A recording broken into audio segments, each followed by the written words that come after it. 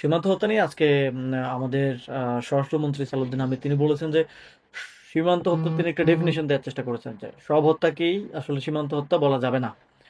তো এটা খুবই মানে তিনি বোঝানোর চেষ্টা করেছেন যে যারা বিভিন্ন অপরাধ সংগঠিত করতে বা মাদক আনতে বা হচ্ছে চোরাচালানের জন্য সীমান্তের ওই পারে যায়, এটা বাস্তব যে অনেকেই যায়।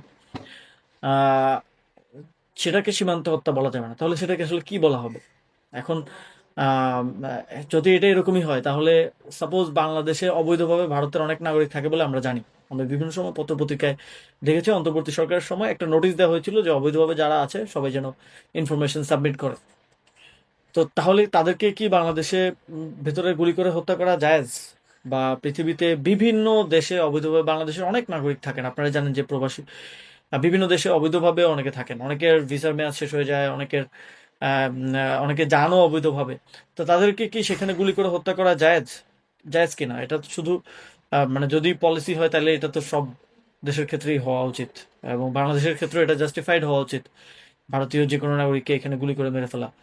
তো আহ, এইটাকে যে উনি জাস্টিফিকেশন দিচ্ছেন যে এটা এবং ভারতে যারা মানে সীমান্তে যারা হত্যার শিকার হচ্ছে বা সীমান্তের ভিতরে, ভারতের সীমান্তের ভিতরে বা আম, একটা হচ্ছে দুই সীমান্তের মাঝখানে একটা জোন থাকে, সেখানে যারা হত্যার শিকার হচ্ছেন, তারা সবাই কি আসলে চোরাচালানকারী বা সবাই কি আসলে মাদকের আদান প্রদানের সাথে জড়িত বা চোরাচালানের সাথে জড়িত? এটা কিভাবে সরকার আসলে নিশ্চিত করবে যে কোনটা? তো এই বিষয়টা নিয়ে আমার মনে হয় আরো স্পষ্টতা প্রয়োজন। এটা একটা দায়সারা বক্তব্য বলে আমরা মনে করছি যে সীমান্ত হত্যার বিষয়টাকে তিনি রংলি অ্যাড্রেস করছেন। তিনি বরং ন্যাশনালি এই বক্তব্যের মাধ্যমে, ন্যাশনালি ইন্টারন্যাশনালি এই বক্তব্য তো অবশ্যই ভারতেও বিভিন্ন মিডিয়া কভার করেছে করেছে আমি দেখেছি।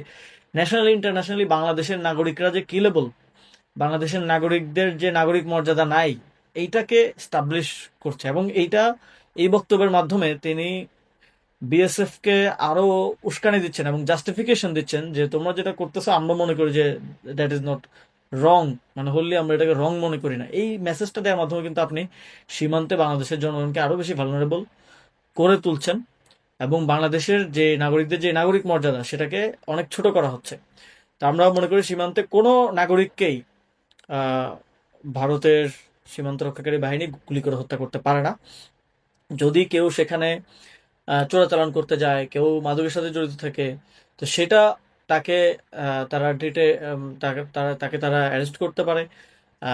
বাংলাদেশের বন্দি বিনিময় চুক্তি আছে, বাংলাদেশের সীমান্তে সাদা পতাকা বৈঠক নিয়মিত হয়, বিএসএফ এর সাথে বিজেপির যোগাযোগ আছে।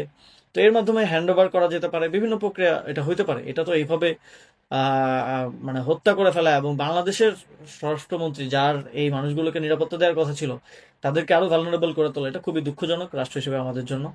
তো আশা করি সরকার এখানে মেরুদণ্ডটা সোজা করে সিদ্ধান্তটা গ্রহণ করবে।